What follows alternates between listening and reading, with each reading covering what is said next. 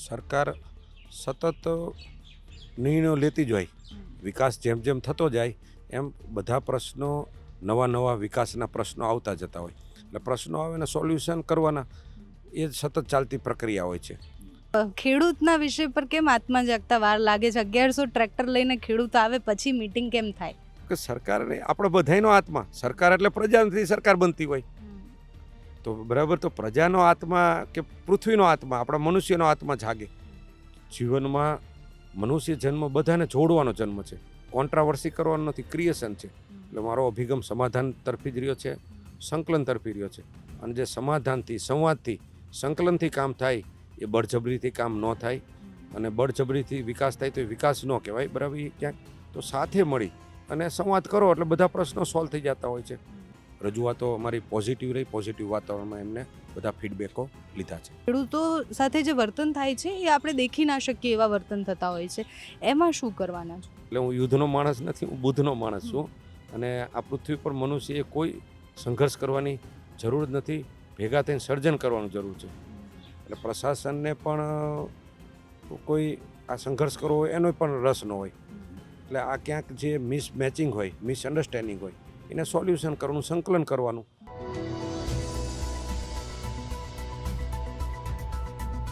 નમસ્કાર, આપની સાથે હું છું પાયલ. અને ગુજરાતમાં ખેડૂતો છેલ્લા કેટલાય સમયથી વીજ થાંભલાને લઈને વિરોધ કરી રહ્યા છે. કોણ ગામના ખેડૂતોએ ખૂબ વિરોધ કર્યો, જીત પરથી એવા દ્રશ્ય સામે આવ્યા. ગઈકાલે પ્રકાશભાઈ વરમોરા ધારાસભ્ય પોતાના ગામમાં એટલે કોણ ગામમાં પહોંચ્યા હતા, એમનો વિસ્તાર છે, અને ખેડૂતોએ આક્રમક રીતના રજૂઆત કરી. આજે ખેડૂતોને લઈને આવ્યા. જીતુ વાઘાણી સાથે મીટિંગ પણ થઈ છે, કૃષિ મંત્રી સાથે વાતચીત થઈ છે. આપણી સાથે પ્રકાશભાઈ વરમોરા છે, એમની સાથે વાત કરીશું. પ્રકાશભાઈ, આટલો સમય કેમ લાગ્યો ત્યાં પહોંચવા માટે, ખેડૂતોની વાત સાંભળવા અને સમજવા માટે? બેન, ગઈકાલે હું કોંઢ ગયો હતો. મારા ધાંગધ્રા હળવદ વિસ્તારમાં માનનીય મુખ્યમંત્રીશ્રીએ સૌની યોજનાના 600 કરોડથી વધુના કામો મંજૂર કર્યા.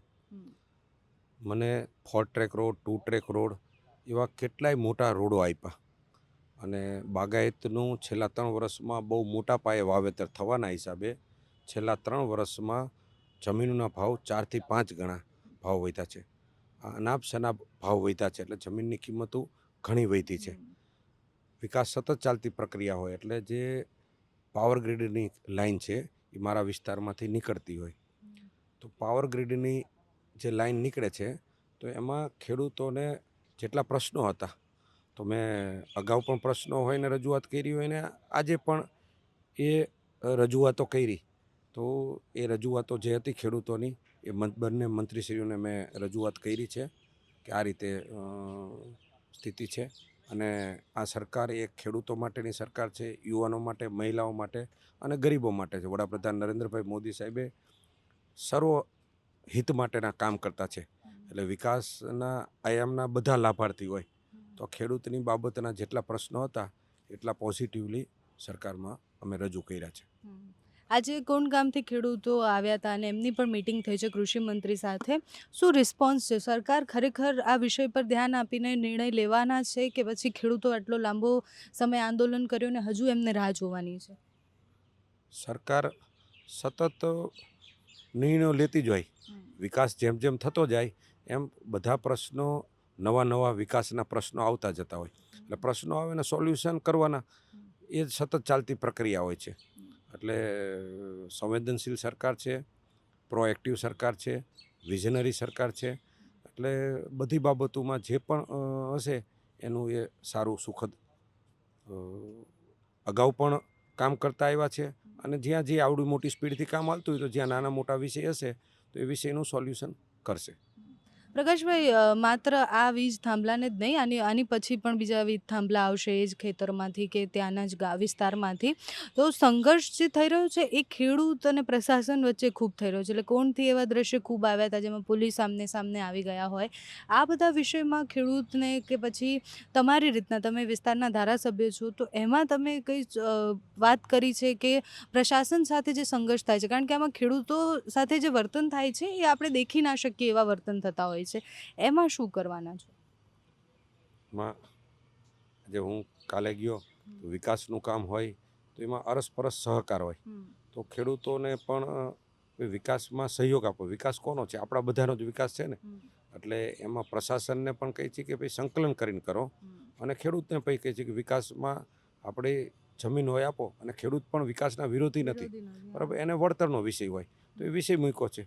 એટલે પ્રશાસનનો વિષય હોય કે ખેડૂતનો વિષય હોય કે કંપનીનો વિષય હોય, તો મારું કામ છે આ બધાનું સંકલન કરી અને સમાધાન થાય. ન્યાયમાં એક ઘરે જ દીવા થાય, પણ સમાધાનમાં બધાના ઘરે દીવા થાય. એટલે પ્રશાસનને પણ કોઈ આ સંઘર્ષ કરવો હોય એનો પણ રસ ન હોય. એટલે આ ક્યાંક જે મિસમેચિંગ હોય, મિસઅન્ડરસ્ટેન્ડિંગ હોય, એને સોલ્યુશન કરવાનું, સંકલન કરવાનું, અને એ કામ છે. ને મને વિશ્વાસ છે કે પ્રશાસન, ખેડૂત અને કંપનીઓ અને તમે મીડિયા પણ આપણે બધા સાથે મળી અને જે સૌનો સાથ, સૌનો વિકાસ, સૌનો વિશ્વાસ, સૌનો પ્રયાસ, છેલ્લે તો આપણે બધા શેના માટે છીએ? સારું કરવા માટે છીએ. અને હું તો એવું માનું છું કે અનંતકોટી બ્રહ્માંડમાં મનુષ્ય જન્મ મળ્યો છે. આ જન્મ સર્વજન હિતાય સર્વજન સુખાય. એટલે હું એક ઉદ્યોગપતિ તરીકે તો મારા જીવનમાં મેં કામ કર્યું. તમે વધુ સફળ ક્યારે થાવ? તો કે તમે બધાને ન્યાય આપીને કામ કરો, તો તમે વધુ સફળ થાવ. એવી રીતે જીવનમાં મનુષ્ય જન્મ બધાને જોડવાનો જન્મ છે, કોન્ટ્રાવર્સી કરવાનો નથી, ક્રિએશન છે. એટલે મારો અભિગમ સમાધાન તરફી જ રહ્યો છે, સંકલન તરફી રહ્યો છે. અને જે સમાધાનથી, સંવાદથી, સંકલનથી કામ થાય, એ બળજબરીથી કામ ન થાય. અને બળજબરીથી વિકાસ થાય તો એ વિકાસ ન કહેવાય, બરાબર. એ ક્યાંક તો સાથે મળી અને સંવાદ કરો એટલે બધા પ્રશ્નો સોલ્વ થઈ જતા હોય છે. કોઈ ના દરેકમાં આત્મા તો પડ્યો જ હોય છે. તમે આત્મા જગાડો એટલે સંવાદ સમાધાન થાય, અને આત્મા ન જગાડો તો દુનિયામાં યુદ્ધ થતા હોય છે. એટલે હું યુદ્ધનો માણસ નથી, હું બુદ્ધનો માણસ છું. અને આ પૃથ્વી પર મનુષ્યએ કોઈ સંઘર્ષ કરવાની જરૂર નથી, ભેગા થઈને સર્જન કરવાનું જરૂર છે. અને હું પોતે એવું માનું છું કે સુખી માણસ હોય એને નીચેના માણસની, અંત્યોદયથી સર્વોદય, એની ચિંતા કરવી જોઈએ. એટલે મારી આપણા માધ્યમથી કંપનીઓને પણ વિનંતી છે, ખાનગી કંપની હોય, સરકારી કંપની હોય, તો ખેડૂતોને જેટલું મહત્તમ વળતર આપી શકાય એટલું આપવું જોઈએ એવી મારી છે. કારણ કે હું ઉદ્યોગ ચલાવું છું. મારે પોતાને ફેક્ટરી બનાવવાની હોય તો 50 લાખની જમીન મેં લીધી, ખેડૂતને 50 લાખ 50,000 આપવું. તો કારણ કે એની જમીન આપણે લઈ છીએ.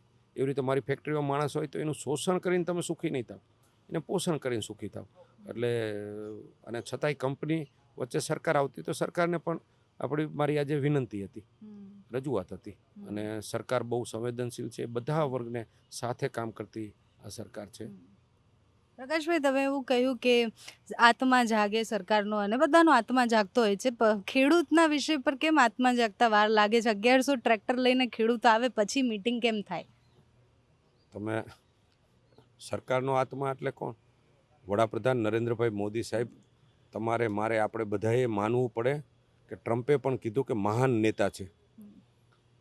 મહાન નેતા છે, એની આપણે બધા મહાન પ્રજા છીએ. વિશ્વની પ્રજા 809 કરોડ. તો મહાનતા નરેન્દ્રભાઈ મોદી સાહેબ પોતે યોગા કરે, પ્રાણાયામ કરે, એક સામાન્ય ઘરમાંથી જન્મેલા માણસ વિશ્વ નેતા બન્યા. તો એમનો આત્મા એ વડાપ્રધાન નરેન્દ્રભાઈ મોદી સાહેબ, મહાત્મા ગાંધીજી, સરદાર વલ્લભભાઈ પટેલ, અનેક મહાપુરુષોમાંથી પ્રેરણા લઈ અને કર્મયોગી જીવન જીવતા હોય. તો આ કર્મયોગી જીવન એ જીવે છે, એની સાથે એમને 140 કરોડમાં ભાવ જગાડ્યો. પછી ભાવ કોઈ ગાંધીજી એક થઈ ગયા તો ત્યારે બધામાં એ ન થાકે, કોઈ મોટું કોન્ટ્રીબ્યુશન, કોઈ ઓછું કોન્ટ્રીબ્યુશન કરે. તો આખી આ ઇકોસિસ્ટમ હોય. એટલે 140 કરોડનો આત્મા અને 809 કરોડનો આત્મા, એમ જો એક દિવસે 809 કરોડનો આત્મા જાગી જાય તો યુદ્ધ સેના હોય, બરાબર. તો આ આત્મા જગાડવાનું કામ એક કન્ટિન્યુ ચાલતી પ્રોસેસ છે. અને આત્મા જાગી જાય તો જ વિકસિત ભારત, વિકસિત ગુજરાત ને વિકસિત વિશ્વ થશે. એટલે આત્મા મારો, તમારો, અત્યારે હું તમને ઘણીવાર બધા મિત્રોને કહેતો હોય છું કે જાણતા અજાણતા રાજતંત્ર, વહીવટીતંત્ર, મીડિયાતંત્ર, ન્યાયતંત્ર, હવે હું વિષય બોલું, હું સરળતા અને સહજતાથી બોલું. મીડિયા જગત એને જુદી રીતે લે અને એને જુદી રીતે કરે. એટલે હું એમ કહું કે ભાઈ આપણા 4 તંત્રની સંવેદનાનું લેવલ વધવું પડે. તો હું ક્યાંક એક પ્રસંગમાં હતો ને હું બોલ્યો કે ક્યાંક આ 4 તંત્રને લૂણો લાગ્યો છે. તો લૂણો લાગ્યો એને હું સહજતાથી બોલ્યો. તો એમ કે તો એનું અર્થઘટનની જરૂર હતી કે અત્યારે મેં તમને આત્મા જગાડવાનું કીધું. તો કે સરકારને, આપણે બધાનો આત્મા, સરકાર એટલે પ્રજાથી સરકાર બનતી હોય. તો બરાબર, તો પ્રજાનો આત્મા કે પૃથ્વીનો આત્મા, આપણા મનુષ્યનો આત્મા જાગે. આજે આપણે બધી બાબતોમાં વિચારવું પડશે કે આજે પૃથ્વી ઉપર હું ડેટા કાઢતો હોય તો 2000ની સાલમાં માણસ દીઠ 550 વૃક્ષ હતા, આજે આપણે 350 કર્યા. તો આત્મા જાગવો એટલે શું? આજે આપણે દુનિયામાં પરમાણુ બોમ્બ એટલા બધા બનાવ્યા છે. એક બાજુ આપણે કરાર કરીએ છીએ કે પરમાણુ બોમ્બ નહીં બનાવવા જોઈએ અને પરમાણુ ઉપયોગ ન કરવો જોઈએ, તો બનાવી છીએ. તો આત્મા જાગવો એટલે તો કે બધાનું સંકલન થાય એ આત્મા જાગ્યો કહેવાય. તો એવી રીતે આત્મા કોઈ બોલવાથી એમ જો આત્મા જાગી જતો મહાત્મા ગાંધીને આટલા વર્ષ થયા, તો મારો તમારો આત્મા મન હાવી થાય. મહાત્મા ગાંધીજીને પણ મોહનમાંથી મહાત્મા બનવામાં એટલા વર્ષ લાગ્યા. તો એમ ફટ દઈને આત્મા જાગી ન જાય. એ ગાંધીજીએ બધાનો આત્મા જગાડ્યો હતો. વડાપ્રધાન નરેન્દ્રભાઈ મોદી સાહેબ મન કી બાત હોય, મેરી મિટ્ટી મેરા દેશ હોય, રાષ્ટ્રભાવ હોય, તો દરેકમાં રાષ્ટ્રભાવ જગાડવાનું કામ કરે છે, દરેકનો આત્મભાવ જગાડવાનું કામ કરે છે, મિશન સદભાવના ઉપવાસ કરાવે છે. તો આ બધું કરતાં કરતાં કોઈ હું પણ એક ગ્રામ્ય જીવનમાં થાય ઉદ્યોગપતિ બન્યો, નાનો મોટો આત્મા જાગ્યો એટલે જ આ કરોડો રૂપિયાનો ધંધો મૂકીને સેવા સ્વીકારી છે. તો એવી રીતે વલ્લભભાઈએ ગાંધીજીથી આત્મા જાગીને સેવા સ્વીકારી. તો તમે પણ આ મીડિયા લાઇનમાં છો, તો તમારી પાસે બીજે 50 ઓપોર્ચ્યુનિટી હતી, એના પૈકી તમે આ ક્ષેત્ર પકડ્યું છે. એટલે બધાયનો નાનો મોટો જાગેલો હોય, પૂર્ણ જાગે તો દાદા ભગવાન થઈ ગયા, પૂર્ણ જાગ્યો તો ભગવાન બની જાય. તો પૂર્ણ આત્મા એમ એક દિવસે પ્રકાશ વરમોરાને ન જાગે, પાયલબેનને ન જાગે અને તરત ન જાગે. જો જાગી ગયો હોય તો મારે ધારાસભ્ય બનવાની જરૂર ન હોય, તો એમને પ્રકાશમાંથી પરમાત્માની સંભાવના છે. પણ આત્મા મારો જાગવામાં વાર લાગે. મારી પાસે તો પૈસા છે, મારી પાસે તો પરિવાર છે, મારી પાસે તો પદય છે, તોય મારો આત્મા જાગવામાં વાર લાગતી હોય તો એમ તરત થઈ જાય. સત્યની સાથે હાલવું પડે, ત્યાગ કરવો પડે, દિવ્યતા આપવી પડે. આ બધું કરે ત્યારે આત્મા જાગે. એટલે આત્મા જાગવો એ વિષય એમ મન એવું ન થાય, મનમાં કોટી કોટી વિકારો હોય. છેલ્લો એક સવાલ પૂછી લઉં ખાલી કે કૃષિ મંત્રીએ શું એક્ઝેક્ટલી કીધું છે આજે મીટિંગ પછી? કૃષિ મંત્રીએ કોઈ પણ રજૂઆત આવે તો જીતુભાઈ વાઘાણી સાહેબ એ સંવેદનશીલ મંત્રી છે.